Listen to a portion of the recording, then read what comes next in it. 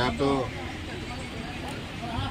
বিশিষ্ট অধ্যাপক চিন্তাবিদ বুদ্ধিজীৱী দেৱন দত্ত ডাঙৰীয়াৰ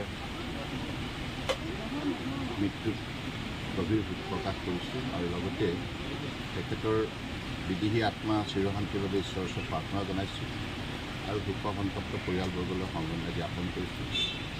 আমি অসমৰ ৰাইজে ভালদৰে জানো দেৱেন দত্ত ছাৰ এগৰাকী অত্যন্ত আদৰ্শ ব্যক্তি আছে আৰু তেখেতে এটি শক্তিশালী আদৰ্শ লৈ অসমৰ সমাজ জীৱনত এটা উল্লেখযোগ্য অৱদান আগবঢ়াই গৈছে।